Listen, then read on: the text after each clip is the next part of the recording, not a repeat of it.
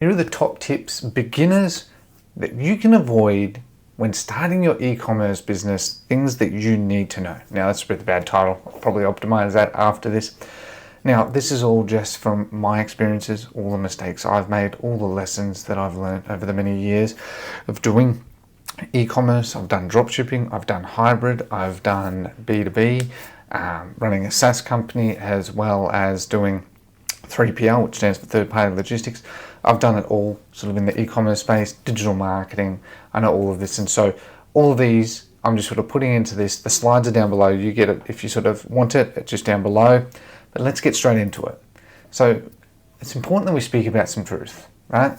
When you're starting in e-commerce, don't just sell any product, right? Too many people get in the habit of just trying to sell any single product, right? It's not a hard thing to do. There's criteria you can use, and I will be making videos on that with the criteria. But it's important that you make products that don't just sell anything, right? It really makes a difference long term, I assure you. Well, it's not really spoken about. It really works long term, right? When I say long term, I'm talking 12, 18, 24 months, right? That's long term, you know. So very important to keep that in mind.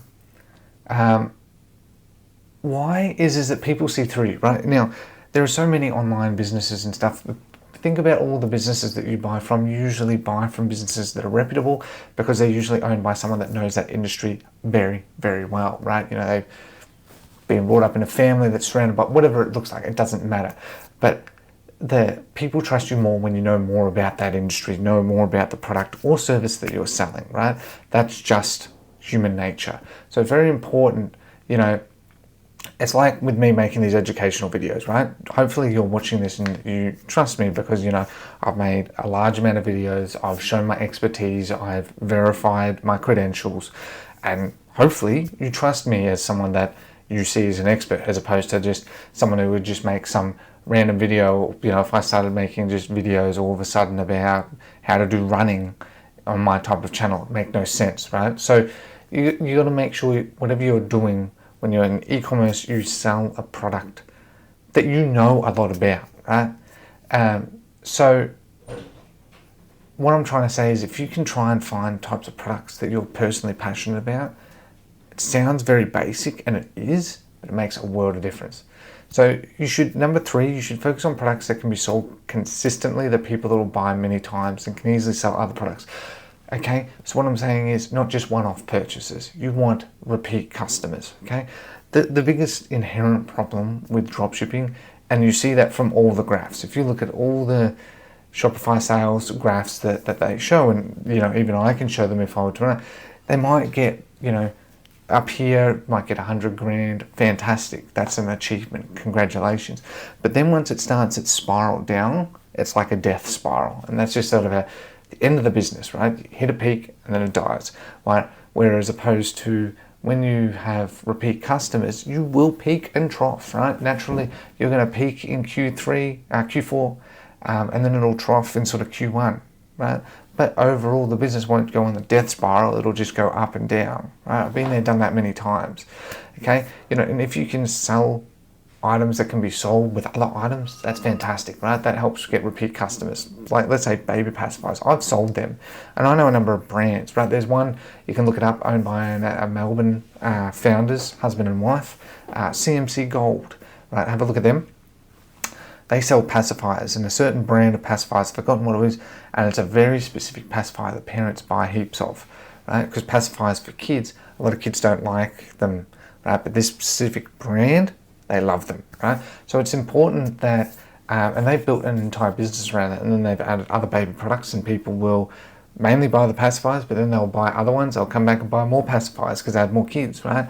Or they had other items, right? So it's a fantastic, sustainable business. They've got like a warehouse in Melbourne, a team, they're fantastic, you know, just to give you an idea of what that business is. You know, number 4, if you are a dropshipper that sell items that either want or need, it's understand that I used to think that it always used to be a need was more important than a want, but a want is actually just as important as a need, right? Do we need more clothes? No. But do we want them? Yes, just as equally. And, you know, there's nothing wrong with that. right? One of the problems that sort of get taught as a dropshipper, especially as dropshippers in the beginning, is you're sort of focused on selling need items because they're much easier to sell. A want item is a lot, in many respects, harder to sell, but that's the whole point as well. The harder it is to sell, the more worthwhile in many regards it is. Let's say activewear. It's a very competitive niche, doesn't stop a lot of people from making a lot of money, okay? So just keep in mind that you can pretty much sell anything, right? You know, look at the clothes that I'm wearing. All of these items from different businesses that have spent a long time to build up their trust and rapport, and that's why I sort of bought from them. Do I need this mic? No, I have a mic there, but I wanted to. So you get my point about that. Don't get caught in the trap of selling just need items. You can sell plenty of want items as long as you can just see the marketing approach, and as long as you can, if you really understand that product, you can sell it. People will buy it, and that's the key part, is understanding the product. As a dropshipper, especially, you sort of understand a high level, and you just focus on understanding the high level to use it for marketing. But it's actually the small details that usually people are looking at the most, right, that make the biggest difference. And number 5, don't focus on profits. By far is the most important one, especially in the beginning, right? Do not focus on that. I know it sounds ridiculous, right? But profits come long term from customer lifetime value and building out a business, right? It allows you to actually build sustainable profit.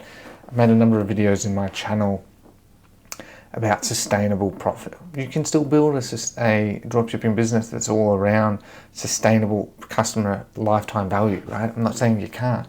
You just can't focus on it just purely being from China. You still need to look at methods to dropship from warehouses in that said country, or you find suppliers that you can dropship directly from, build those relationships with, right? But in the beginning, focus on reinvesting all of that into the business and build it into a sustainable brand. You can use AI nowadays to help with customer service. You can use AI for most elements. Like, you know, as I said, for me, I use AI for a lot of my elements, so the costs are low, but I still reinvest in, because you're going to get unexpected costs. There's tariffs, import taxes. So, yeah, don't just take the profits, right? Keep them, even if they're just accumulating. In 6 months, you'll be very, very, very grateful, right? Do not just go into this thinking that every dollar that I make profit, I'm putting straight in my pocket. No, don't put it back into the business. If you want to have something because let's say you made 100 grand, and let's say that's revenue, and let's say you made really good profit margin of 30%. That is actually really good. Not all the crap you hear out there at 40, 50%. It never is that. In some rare cases, but extremely rare, especially long term, usually plateaus at about 30%, is that, I've forgotten what I was getting at with that, if I'm perfectly honest with you, with the 30%, let's say, is that, you know, let's say you made 30 grand, and yes, okay, a lot of people have in their mind, I just start another one. You might not make that 30 grand, you might make more, who knows, right? But that in many regards is gambling. And what I think is the better approach is, you know, that 30 grand, if you could make that every year profit, as opposed to once every 6 months, maybe, and then, you know, you might have a number that flop and you lose all of that. It really becomes a game that's against you. So focus on that, and focus on building out the business, the assets, the marketing platforms, the SEO, the affiliate marketing, the influencer marketing, the product quality. It will actually help you a lot more long term, okay? So a lot of this is about just speaking some truth there. Let's go on to step 2. And the other part is grow over years, right? Not days. We'll hear people, massive success overnight, right? 99.9% of the cases is never the case, okay? It's not reliable, and it's not something that you can replicate. There are always going to be those anomalies who will get that success, and I'm not discounting that, but most won't, right? Just most won't, and I guarantee you, if they did, they probably can't replicate it to that extent again. It's statistically impossible, right? I've just learned that you need to grow slowly, right? I've gone and grown significantly very quickly, and it actually backfires.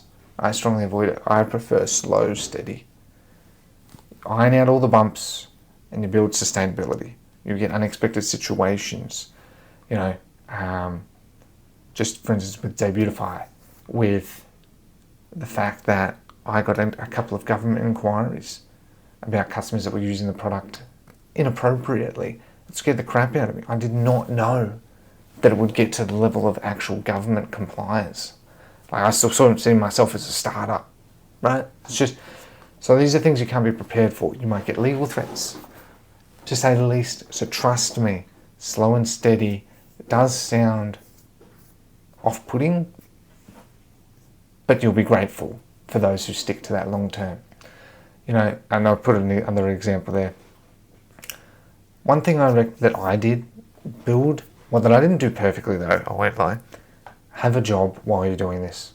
Over 1 to 2 years, stick to a full-time job, part-time, fulfill in your home, right? Or fulfill via suppliers remotely. Use your phone, be more creative about it, but stick to your job so you can pay the bills day to day and reinvest into the business. Very important. The key areas to reinvest is not people, it's your product, right? I made this huge mistake and I've lost a lot of money from this. Always make your product amazing, first and foremost. People come second, okay? Product always comes first. People always come from the product, whether it's a software product, a physical product, a service, whatever it is, it's all technically a product. The product comes first. The people come second, right? Very big lesson that I've learned. Always invest in the product, listen to feedback, improve and improve and improve it and improve it forever. Things like packaging, thank you messaging, shipping times, maybe offer express shipping, free express shipping, negotiate with your courier for faster times, right? They make a massive difference. There's entire reports about how faster shipping times can actually statistically increase your customer lifetime value, right? Because people who doesn't want an item, buy an item and want it now, right? Naturally, right? That's just human nature, right? So you want to make your customer happy, they become your biggest advocate, then they are loyal, and that they'll refer other people to you. That's just the normal way business works. For people doing drop shipping, it doesn't work that way because they're getting a product from China. It's a subpar product. It's not a good experience.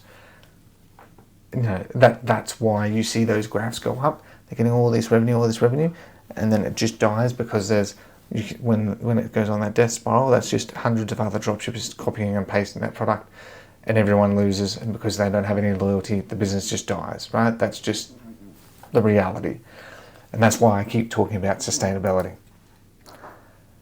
Further hard truths. There's so many influencers in the space, and I know I'm one as well, but there's just a lot of fluff, right? And it's not actually helpful, right? It's not helpful.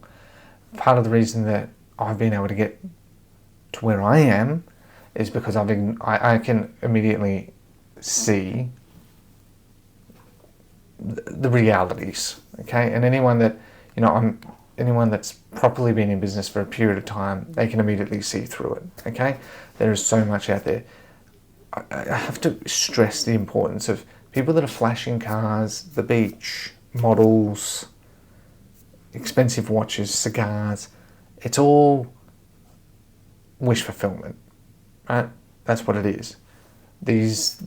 And obviously the obvious one, cash. It's all just wish fulfillment. Now, yes, okay, who doesn't want that to some extent? I get it. But it hides you from the actual real truth, right? I'm by far not a very popular influencer in this space. In fact, based on my views, I'm pretty much dead. But what I try and want to do is I want to provide value that, sits transparently to my heart. So I'm to number 3, even then the profits are about 20%, and it's not easy. So let's say you're running an e-commerce business. 20% sounds good, but it's still not easy, right? With the costs of factoring in marketing, product costs, fulfillment costs, staff hours. It all takes a long time to figure out. I use a number of tools. I use credit cards. I use a tool like Clearco. There's a number out there where you can pay invoices and you pay it off over 4 months with a small amount of interest of about 7%. Cheap as chips, right? Cash flow is key. Cash flow. One thing I've definitely learned running business in any space is cash flow is king. If you can have the extra dollar in your bank account today and extend that dollar by 1 day, makes all the difference, trust me. You will be very grateful, because when an unexpected thing comes up, it's usually tied to money. And so having that money there as the buffer makes all the difference. It's just like, I don't know what I'm meant to do, right? Most of the world's problems, whether it's in business or private, is actually really related to cash flow. People spend now and then they don't have any money for the unexpected things. So having cash now, having cash rich, even if it means you have debts, there's healthy debt and then there's bad debt. Healthy debt is managed debt. Bad debt is debt that you just can't pay back, right? So, as you can see, I have grey hairs, plenty of them. My hair is becoming more grey than black, because running a business is bloody hard and stressful. There's plenty of days I think about just going back to being an employee at times. But I keep pushing through, right?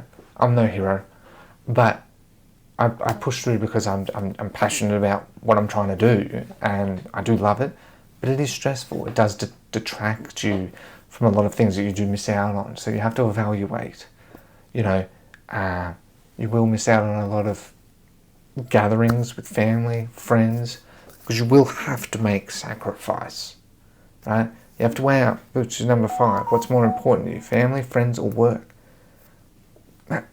We want it best of always, right? But that never works. It's hard. You see, like living that are rich, living up life, and that that's like everything just falls into their lap like it's a piece of cake. Okay, and there is the possibility that I'm just bad at business. My experience is you work every single day. Most of the people that I network with, they work every day, day in, day out, whether it's directly or indirectly. Okay, so it's also, those are things you have to keep in mind as well. Now I'm weird, as I've said. I love what I do. That's why I keep doing it. But most want more of a work-life balance, right? I'm a bit of an anomaly there. I can acknowledge that. Number 6, if you go into this thinking you can simply build it, step back and things are good forever, you are wrong. I made this mistake with Dave Beautiful, and it's actually hurt the company significantly. We're now on the right path, but the reality is that I step back too much. You can't, right? You have to step in and you have to know the trends. This is one of the biggest mistakes that I'm still correcting, but I'm really excited because I've learned from that. Right? And number 7, just accept change, right? One of the mistakes I had made is I accept change, but hadn't accepted it at the higher level in some regards, and that's burnt me. Okay? Accept change. You could have the world's biggest company in the world, there will still be change. If you look at the disruption of AI, we all know ChatGPT. That's why like Google and Microsoft, all of them are scurrying to make their own AI tools, because that came out of nowhere, changed the entire ecospace. Right, now we're into AI agents. So even some of the biggest companies in the world can't foresee what's going to happen, but you have to adapt to what is happening. Okay, very, very important, every day. Number 4, I just want to talk about was the experience. Right? Now, while it's all sort of sounding doom and gloom, it's not all doom and gloom. Okay, I guarantee you will experience nearly all of them at least once in your journey. In some regard, you will find that you will experience that to some extent. Remember, I'm in an office, so that's why this is a journey, and journeys are best when the destination doesn't exist. You have a goal, but the goal keeps changing, right? As much as we all want to achieve some destination, I could not imagine a life where I don't work. What would I do all day? There's only so many games that I can play before I'm like, I need that stimulation. Pushes me beyond my limits. I have a lot of anxiety. And what I love about business is it pushes me to that anxiety, and I have to overcome it. And when I overcome it, I feel proud of myself, because that's what I love about business. The biggest drive for me in business is actually not the money. It really is just my personal growth in terms of my ability to network, my confidence, my understanding, going outside of comfort zones that I've otherwise had. So it's always important to reflect on your journey. I've never been to university or college. I'm not very book smart, right? I've learned through a million failings, and I've been very lucky. But I've also learned from all of those. And that's how I'm able to sit here and talk about it so confidently. We can complain about the education system all we want. I know that's a big movement, especially now with AI. But the reality is it yields results, right? And that is what people want. If I had gone to business into university and done business when I was 18, I would have been far more successful, far sooner, far easier than I am now, right? That didn't happen. I don't regret it, but there is realities that come from going to universities and that are undeniable, right? It's better to accept these things than ignore it. Don't just think that university and college is a bad thing. Would you go to a doctor that hasn't gone to university or college? Probably not, right? So remember, just reflect on how much you've learned, right? And how it changed your perspective of the world. God, it's changed mine. I know I've been sheltered, and I'm really grateful for that opportunity. So just remember that as well. That's what it's not always just about money. It's not always about what you can brag about. It's really about what you can acknowledge within yourself, right? Most people that I know in business love it, and they just love it. They love what they do. They love what they do. It might be a one-man team. It might be a 50-man team. It might be a 200-man team. They love what they do. Okay? And that's important. Loving what you do is just as important as the money that comes from it. You can make all the money in the world if you don't love it. Really? Is it worth it? And so just remember that. It's not all about the money. It really is, at the end of the day.